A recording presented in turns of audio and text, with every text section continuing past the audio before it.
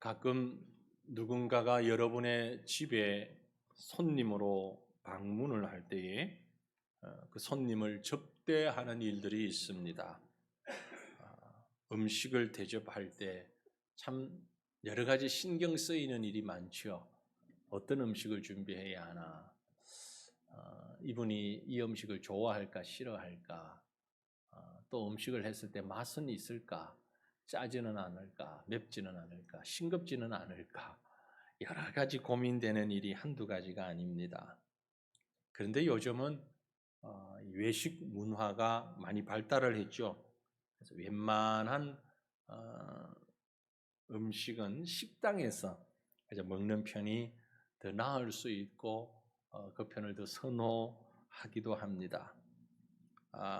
물론 때에 따라서는 경제적인 부담이 좀 더 있긴 하지만 그래도 맛이 없어도 직접 내 탓은 아니잖아요. 그 식당의 주방장 탓이지. 이런저런 수고를 하지 않아도 되고요. 심지어 어떨 땐 경제적인 면에 있어서 오히려 가격이 집에서 할 때 더 많이 든다고 하는 분도 있어요. 그러니까 차라리 식당에서 적은 인원을 사 먹는 게 낫다. 그렇게 말씀합니다. 밖에서 외식을 할 때에 가장 좋은 점이 뭐냐? 뭘 것 같습니까? 가장 좋은 점. 설거지 안 해도 된다는 거. 집에서 설거지 안 해도 된다는 아주 큰 장점이 있습니다. 예수님께서 예루살렘에서 조금 떨어져 있는 베단이라고 하는 마을에 들어가십니다. 그런데 그 동네에는 여러분 잘 아는 나사로의 누이들이죠. 마리아와 마르다, 마르다와 마리아 자매가 살고 있었습니다. 예수님이 오신다는 소식을 듣고 이 마르다와 마리아는 얼른 그 예수님을 자기 집으로 모셨습니다. 그리고 너무나 기쁜 마음에 손님을 대접하는 마음으로 마르다는 부엌으로 뛰어가서 음식을 장만하고 있습니다. 아마 예수님 한 분만은 아니었을 거예요. 그죠? 제자들도 옆에 있고 또 몇몇 사람도 있고 그러니 빨리 음식을 준비해서 식사를 하는 것이 급하다 생각을 하고 마르다는 예수님 모셔다 놓고 얼른 부엌으로 들어가서 음식을 준비합니다. 그런데 가족 중에 여자라고는 딱 하나밖에 없는 동생 마리아는 예수님 발 앞에 탁 붙어 앉아가지고 예수님 말씀을 막 듣고 있는 거예요. 말씀만 듣는데 너무너무 눈물 초롱초롱하고 또 마음을 다해서 듣고 있는 모습이 보입니다. 언니지만 마르다는 속이 좀 상하겠지요. 그죠? 혼자서 음식을 준비하는 게 여간 분주하기도 하고 마음이 조급해지고 일손은 없는데 아마 우리 여자 성도님들 중에는 이런 비슷한 상황들 있음직합니다. 특히 이제 명절 때 시댁에 갔는데 시누이라고 하는 것들은 방에서 얘기하고 웃고 떠들고 놀고 있고 혼자서 부엌에서 열심히 일을 해야 하는데 그렇지 않아도 미운 시누이가 또 한다는 말이 언니 시원한 물 한 잔만 부탁해요. 그러면은 열받죠. 줄 수도 없고 안 줄 수도 없고 아주 화나는 일입니다. 본문의 상황 그 정도는 아니지만 지금 마르다는 말이에요. 비슷한 상황이었던 것 같습니다. 평소에 오해가 나쁘지도 않고 예수님이 싫지도 않고 예수님이 되게 집에 오신 것이 너무나 귀하고 그런 다 좋은데 어떻게 혼자 부엌에서 일을 하려고 하니까 좀 뿔이 나죠. 화가 나죠. 안 그렇겠습니까, 여러분? 그래서 이제 마르다가 견디다 못해 예수님에게 이렇게 얘기를 합니다. 예수님, 저 마리아 보고 여기 와서 일하는데 좀 거들라고 해 주십시오. 그기만 너무 있지 말고 빨리 식사해서 하고 그 다음에 같이 얘기 나눠요. 이런 표현을 했겠지요. 그런데 오늘 본문 말씀을 이렇게 보다가 보면 언뜻 보면 말이에요. 예수님께서 그렇게 얘기하는 마르다를 책망하시고 오히려 마리아를 칭찬하시는 것 같은 그런 느낌이 들기도 합니다. 그렇지 않습니까, 여러분? 이 말씀을 이렇게 보고 있으면. 그래서 오늘 이 본문 말씀을 오해하는 분들이 참 많습니다. 많은 설교하는 분들이 또 성도들이 이 말씀을 읽으면서 잘못된 해석으로 결론을 내리고 엉뚱한 적용을 시킬 때가 많아요. 어떻게 하는가 하니까 주님은 봉사하는 것보다 말씀 듣는 것을 더 기뻐하신다. 그러니까 그냥 음식 준비한다고 그러고 섰지 말고 다 와서 말씀 들어라. 그렇게 해서 말씀 듣는 것이 귀하지, 그렇게 손님 접대하느라고 분주한 것 주님이 원치 않으신다. 그렇게 해석을 하게 되면 상처받을 분들이 참 많아요, 교회 안에. 그리고 그럼 난 뭔가 이렇게 생각하는 분들이 상당수 있을 수 있습니다. 여러분, 지금 제가 이제 이렇게 지금부터 어떤 얘기를 쭉 풀어나갈 때에 여러분 절대 아멘 하지 마십시오. 하라 할 때까지는 아멘 하지 마십시오. 생각 없이 아멘 하시면 그게 반대가 되니까 그렇습니다. 본문을 보면서 이렇게 생각할 수 있어요. 결론을 내립니다. 마리아는 선택을 잘했다. 그래서 예수님으로부터 칭찬받았고, 마르다는 선택을 잘못했기 때문에 책망받았다. 마리아는 좋은 것을 택했고, 마르다는 좋지 못한 것을 택했고, 더 나아가서 마르다는 많은 일을 했기 때문에 주님으로부터 지적을 받은 것이다.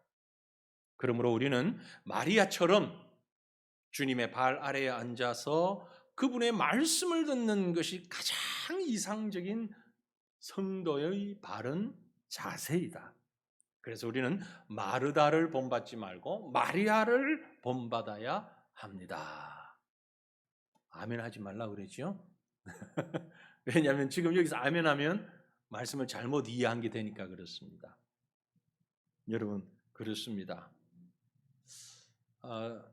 좀 전에 이런 말씀을 가지고 결론을 내린다면 어떤 결론이 나오냐면요, 교회에서 식당에서 봉사하는 사람들은 다 잘못된 선택을 한 거예요.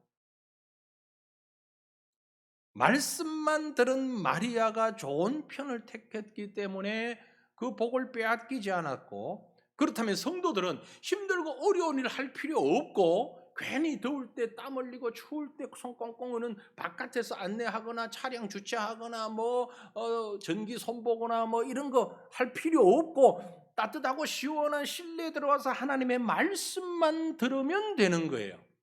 그게 소중하다면. 그렇죠?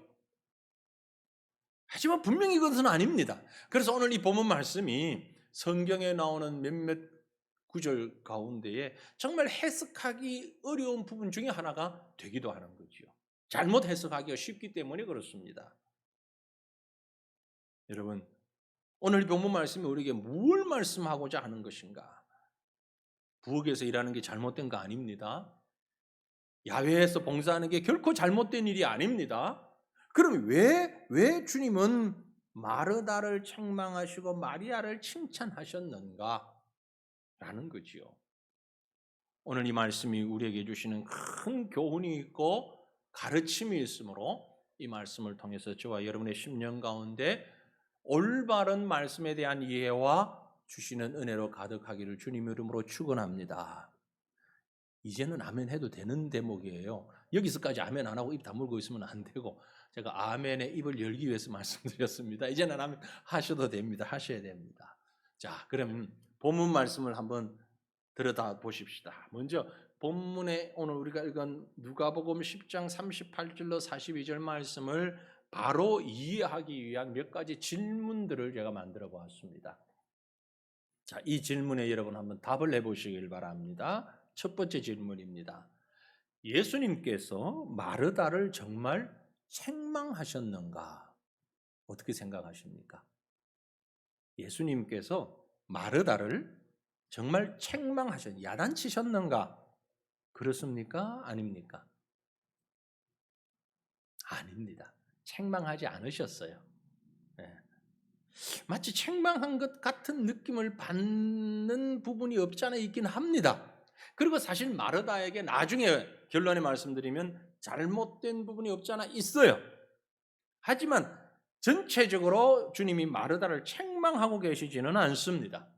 그렇게 느낌을 받는 이유가 본문 41절 말씀, 41절 42절 보시면 주께서 대답하여 이르시되 마르다야 마르다야 네가 많은 일로 염려하고 근심하나 몇 가지만 하든지 혹은 한 가지만이라도 족하니라. 마리아는 이 좋은 편을 택하였으니 빼앗기지 아니하리라 하시니라. 언뜻 보면 마르다를 책망하는 듯한 뉘앙스를 줄 수도 있습니다.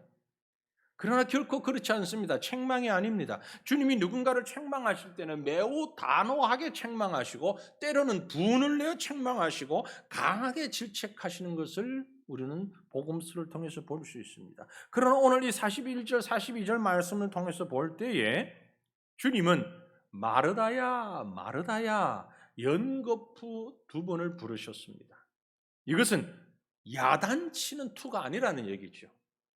각별한 사랑의 심정을 가지고 동정하는 분위기, 마음을 지금 표현하고 있는 것입니다. 마치 아버지가 사랑하는 자녀에게 무언가를 가르치기 위해서 혹은 격려하고 위로하기 위해서 두 번씩 이름을 급히 부르는 것과 동일한 모습이에요.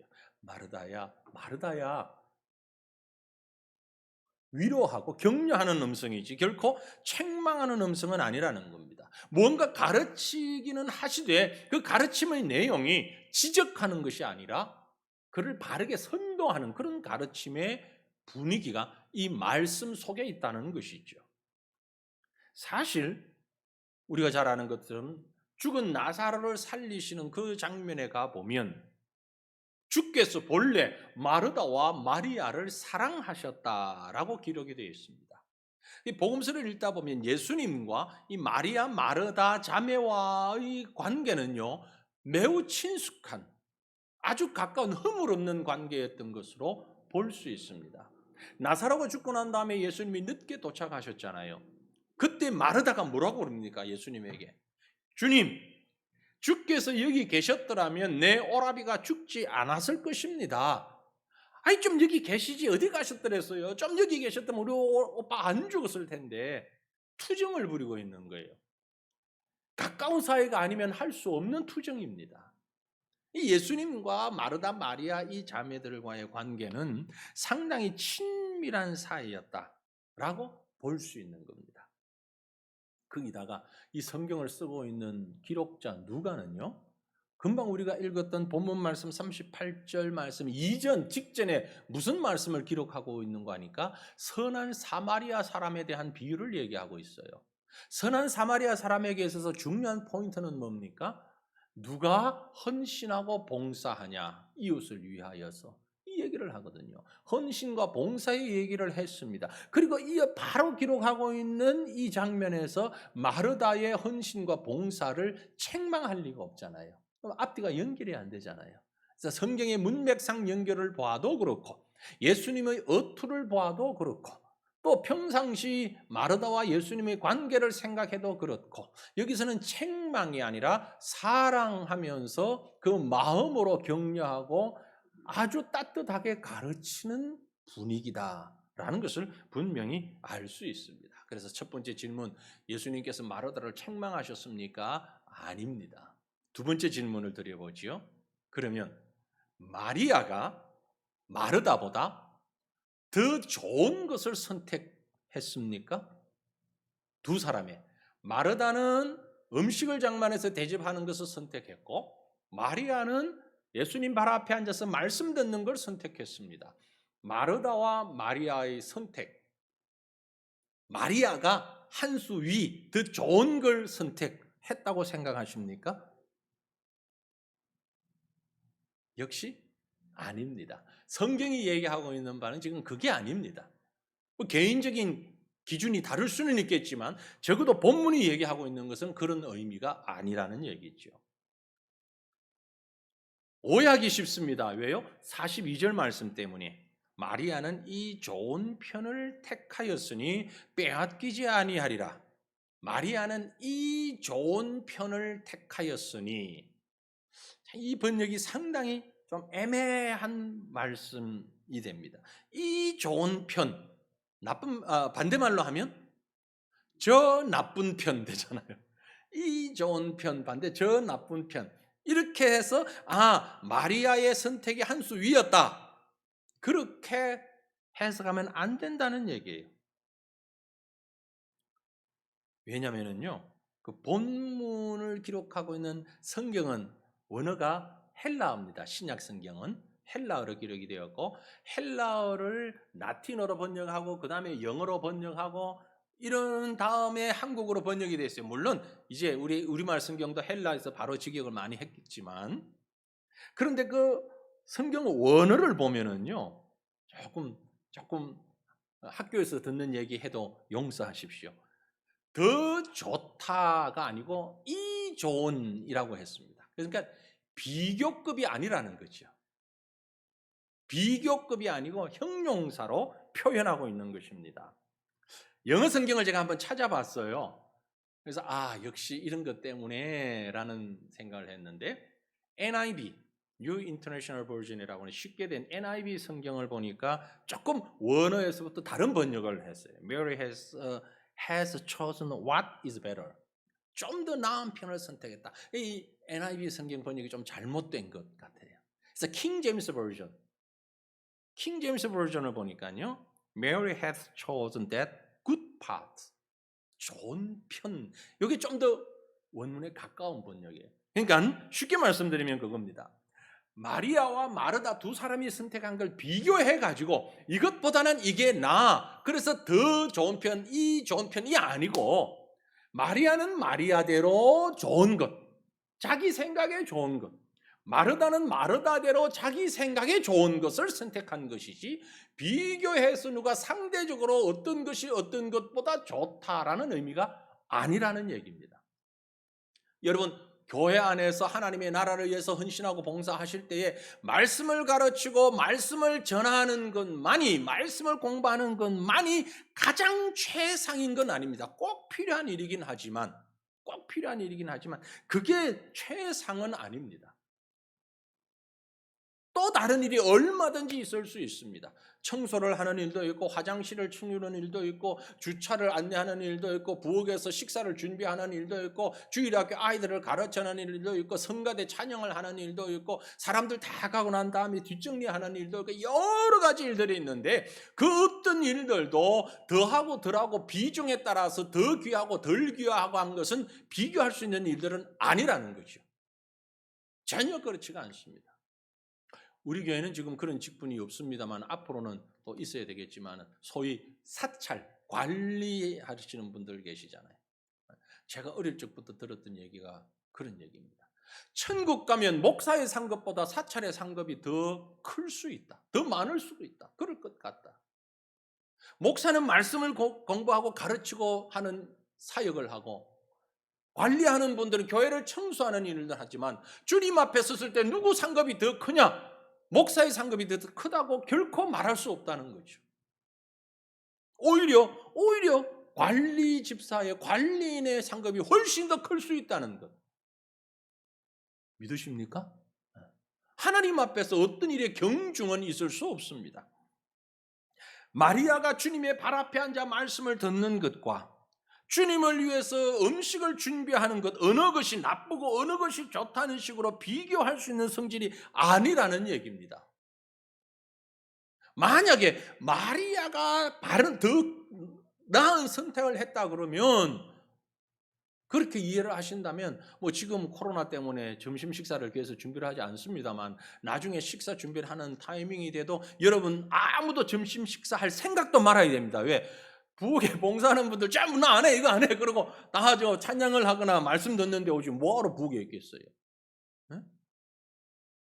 그러나 그게 아니라는 얘기예요. 어떤 것도 다 하나님 앞에서는 동일한 중요함을 가지고 있는 겁니다. 마리아는 다시 말씀드립니다. 마리아는 마리아 자기 좋은 일을 선택했고 마르다는 마르다 자기 좋은 일을 선택해서 각각 자신의 좋은 편을 택하였다라는 얘기입니다. 자, 또 한 가지 질문을 세 번째 드립니다. 그러면 마르다가 너무 많은 일을 해가지고서 주님으로부터 지적을 받았는가? 대충 하지. 우리 남자분들이 제일 많이 하는 말이죠. 가정에서 아이 그뭐 대충 하지. 손님 온다고 뭐 그렇게 음식을 많이 하고 차려는 나중에 다 먹으면서 마르다가 너무 많은 일을 해가지고 주님이 책망하신 건가? 지적받은 것인가? 어떻습니까? 역시 아닙니다. 그렇지 않습니다. 신앙의 경륜이 오래되고 믿음이 성장할수록 또 지나온 시간들이 많을수록 교회 안에서 하는 일들이 많아질 수밖에 없습니다. 봉사하는 일이든 어떤 일이든 이게 헌신의 표가, 기쁨의 표가 점점 많아지는 것은 어쩌면 당연할 수 있습니다. 많은 일을 한다고 주님으로부터 책망받는 것 아닙니다. 흔히 이사를 하려다 보면 그런 말씀들을 하죠. 묵은 짐이 많다. 어느 한 집에서 오래 살다 보면 10년, 20년 살다가 이사를 하려고 보면 구석구석에 뭐 이런 것도 있었고 저런 것도 있었고 나도 몰랐는데 이것도 있어서 다 끄집어내다 보면 짐이 어마어마하지요. 우리가 과천에서 이사 나올 때 그랬습니다. 우리 교회가 이사 나올 때 어느 구석에 이런 게 다 들어있었는지 심지어 막 물이 들어 엉망이 됐는데 구석구석에 짐이 묵은 짐이 참 많죠. 일이 많아요. 짐이 많아요. 신앙생활도 오래 하다 보면은요 여기저기 걸쳐서 일을 하는 일이 많긴 마련입니다. 그래서 많은 성도들이 하는 말이 목사님 나 이제 꼭 한 가지 일만 하고 싶어요. 아주 이상적인 말씀을 하시는데 한 가지 일만 봉사하는 그런 성도는 제가 본 견지에서는 거의 없습니다. 우리 교회는 작아가지고 교회가 작아가지고요 한 사람이 이 일도 하고 저 일도 하고 저 일도 하고 그러는 것 같은데 교회 크면 안 그럴 것 같아요? 아니요, 똑같아요. 제가 보니까 똑같아요. 교회가 크면 클수록 일도 많거든요. 그러면 또 그 나름대로 몇몇 사람은 이 일도 하고 저 일도 하고 중복이 돼요. 일 잘하는 사람, 일 많이 하는 사람은 잘하니까 또 맡겨지는 거예요. 교회가 작으면 작은 대로 크면 큰 대로 일이 몰릴 수밖에 없습니다. 그래서 난 한 가지만 할래요. 그건 어떤 면에서 보면 이상적이긴 하지만 결코 바르지는 않습니다.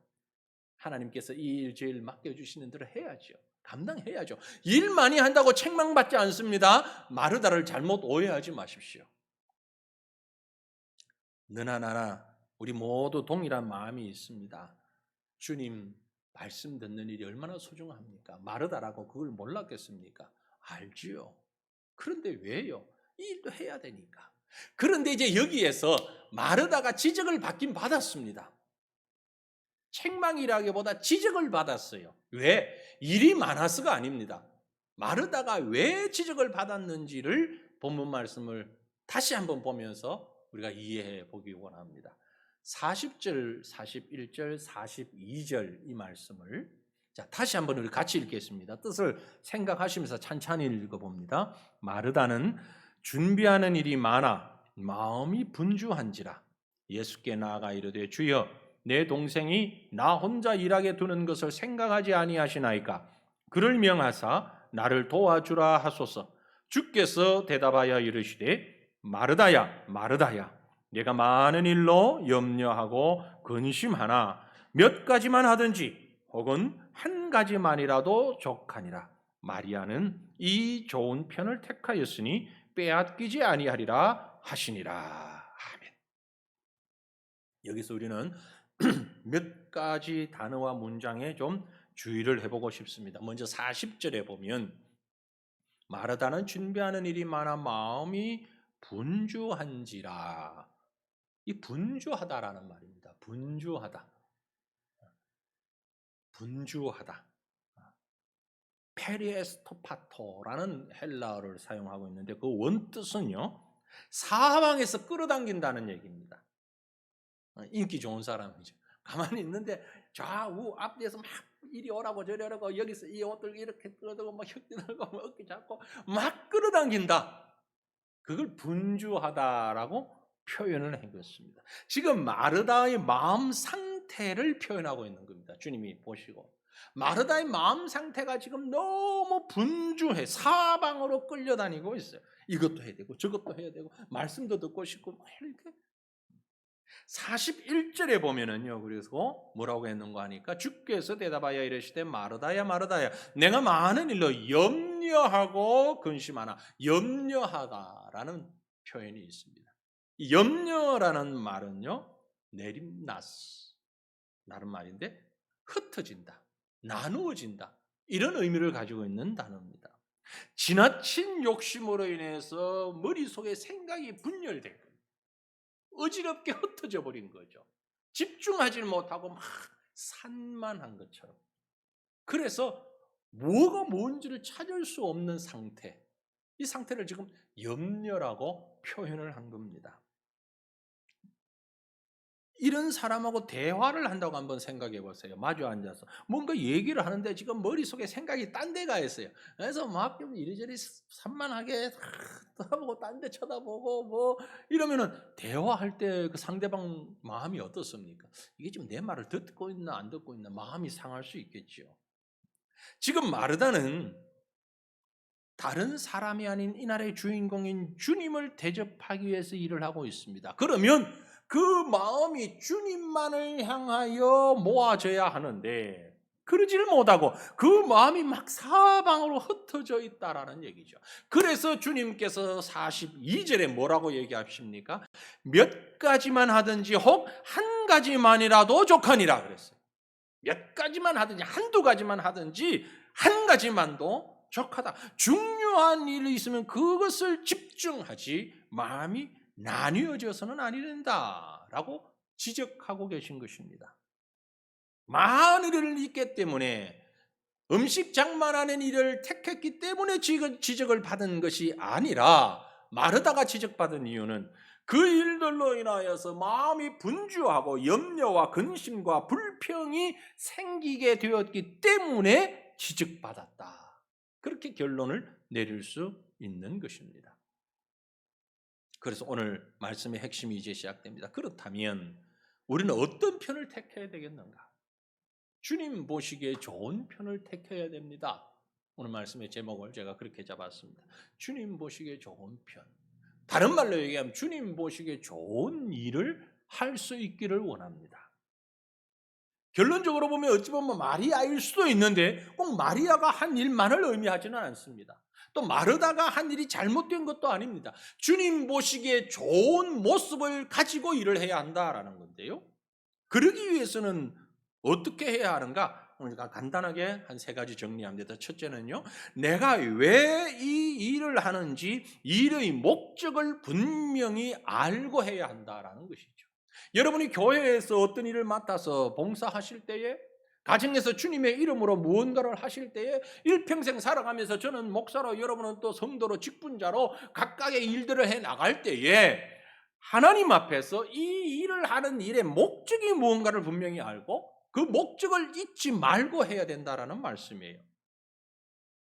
오늘 본문 말씀에서 마리아는 예수님 앞에 앉아 말씀 듣는 일에 자신과 예수님의 만남의 목적을 삼았습니다. 그리고 마르다는 음식을 장만해서 예수님께 대접하는 것을 역시 목적으로 삼았습니다. 그렇다면 자신이 설정한 그 목적을 위해서 최선을 다해서 감당하며 불만이 없고 그 일을 향해서 집중해 나가야 한다는 것이죠.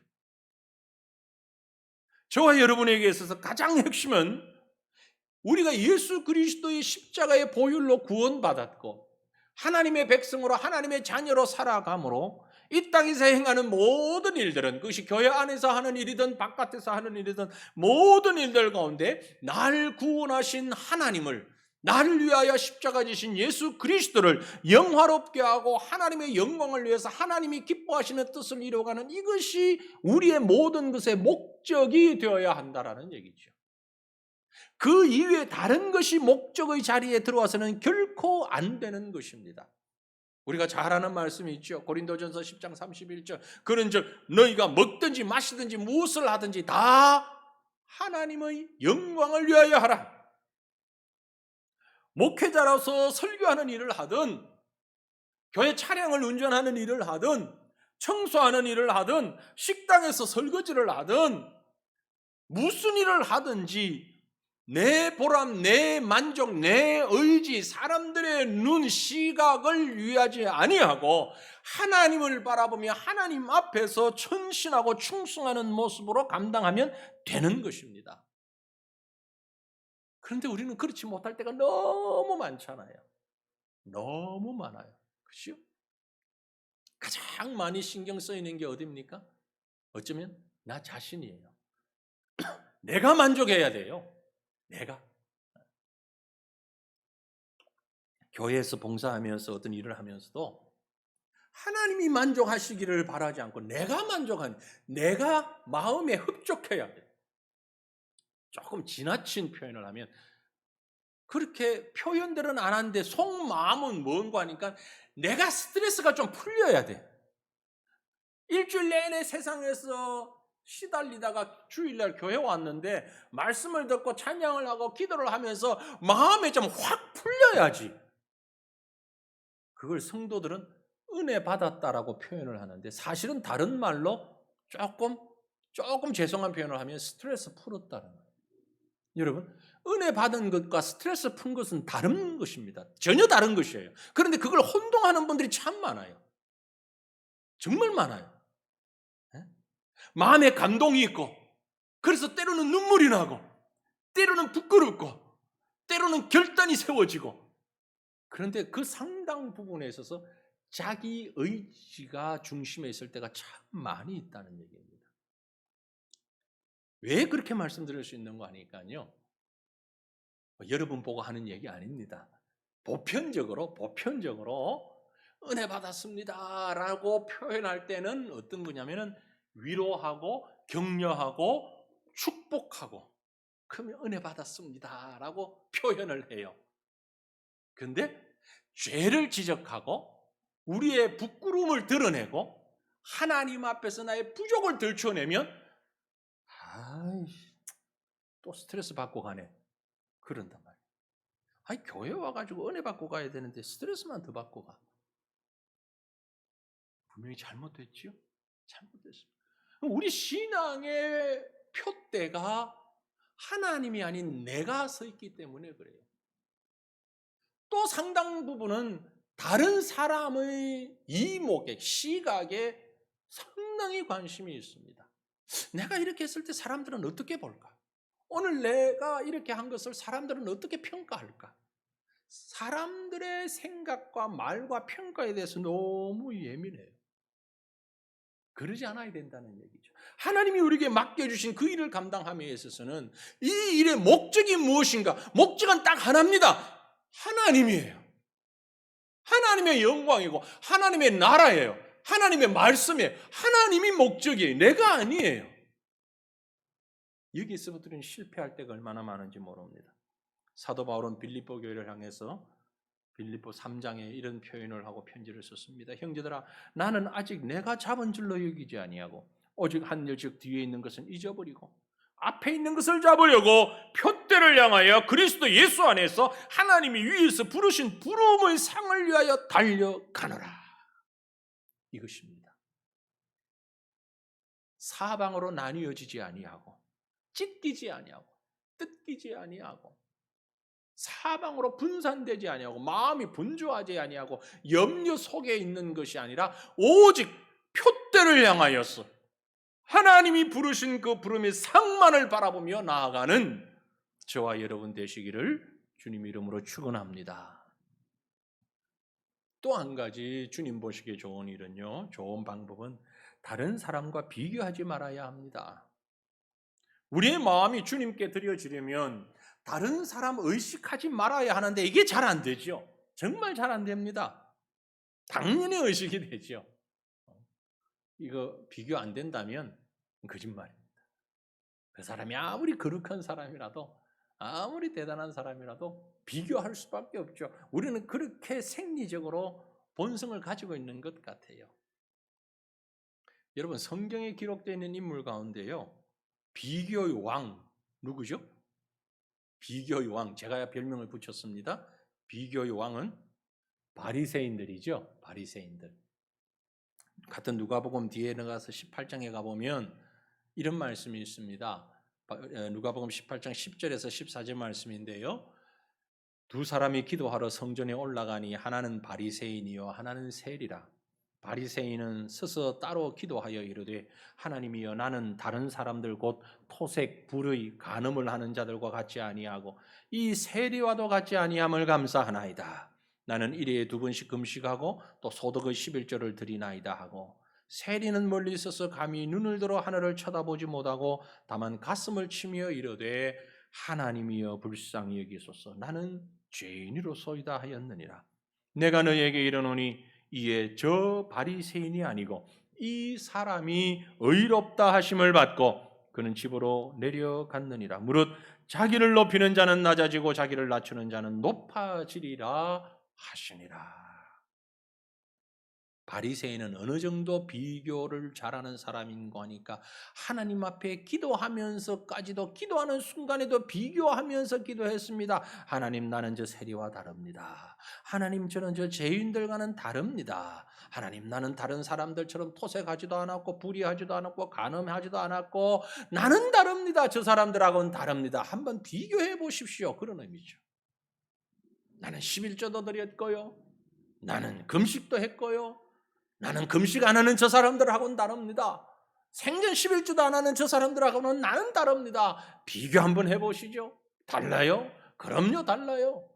아주 자신만만하게 하나님 앞에서 기도하면서까지 비교 잘하는 사람, 과연 비교의 왕이죠. 그런 사람들을 주님은 뭐라고 그랬습니까? 그 마지막 부분에 보면 자기를 높이는 자라고 했어요. 자기를 높이는 자.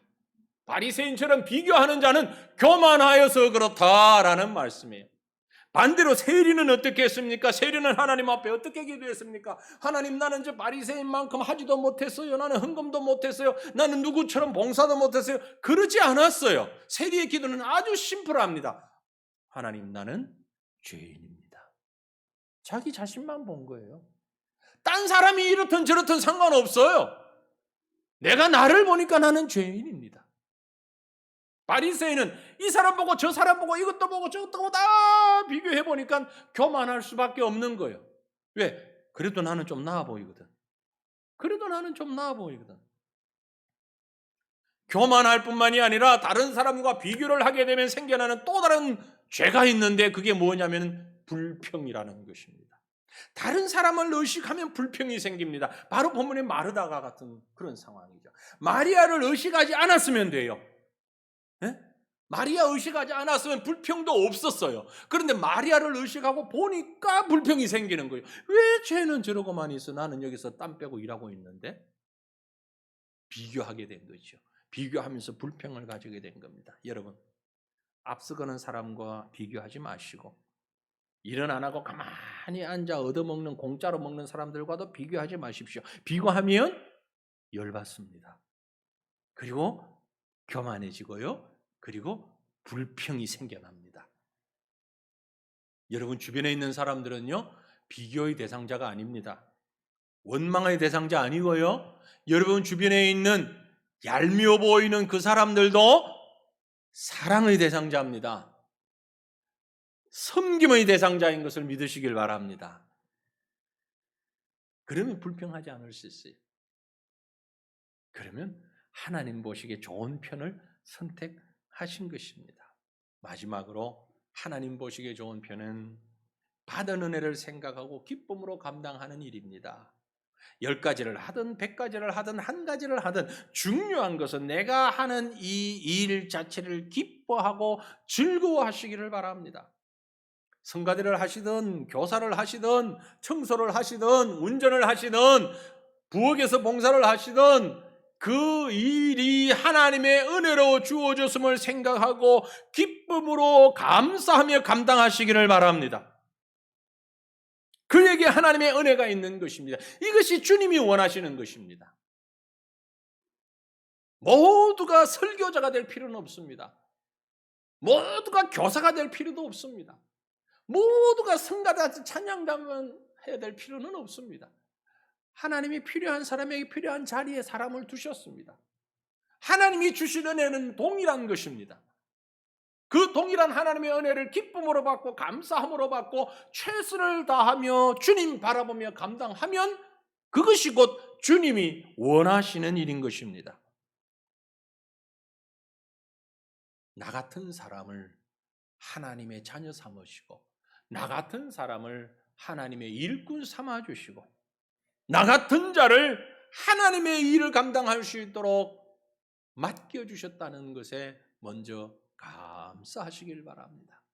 그리고 기쁨으로 그 일을 감당할 때 하늘의 상급이 분명히 저와 여러분을 위해서 예비되어 있는 줄로 믿으시길 바랍니다. 저는 우리 성도님들이 성도의 바른 정체성을 좀 가지고 살았으면 좋겠다 하는 생각이 늘 있습니다. 가끔 제가 말씀드립니다만 우리 성도들이 잘 안 보시는 것 같아서 주보 뒷면에 우리 교회의 정체성을 제가 아주 요약해서 적어 놓았습니다. 주보 이면 말이죠. 섬기는 이들 있는 그 위에. 이게 우리 교회의 정체성이라고 저는 생각을 합니다. 또 우리 성도들의 정체성이 되어야 한다고 생각합니다. 제가 이 글을 오래전에 벌써 12년 전에 정리를 해서 적으면서 이렇게 실었는데 아직도 저는 이 말씀을 바꾸고 싶지 않아요. 성경은 아닙니다. 그러나 우리 성도의 바른 정체성을 이 정체성을 가졌으면 좋겠다. 우리 한 번 더 보십시다.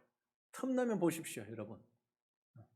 짧으니까 낙심되거나 절망되거나 특별히 교회에서 봉사하시다가 시험들만 하시거들랑 이걸 보시면서 한번 추스리시면 좋겠습니다. 새과천교회는 어떤 교회인가? 새과천교회는 대한예수교 장로회 합신교단에 소속한 교회로서, 이건 우리 소속을 얘기했고요. 그 다음부터 나오는 그 말씀을 우리 같이 한번 읽어봅니다.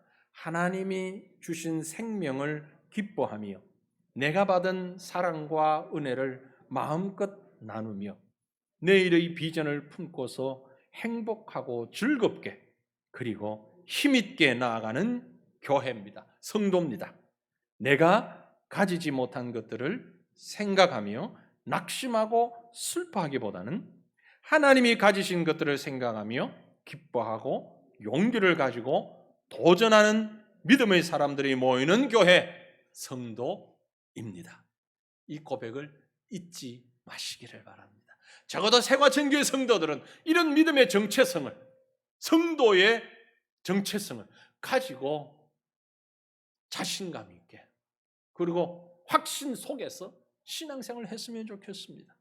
하나님이 주신 생명 기뻐하고 감사하고 그 은혜를 생명 나누고 내일의 비전을 품고 행복하고 즐겁게 힘있게 나아갈 수 있기를 바랍니다.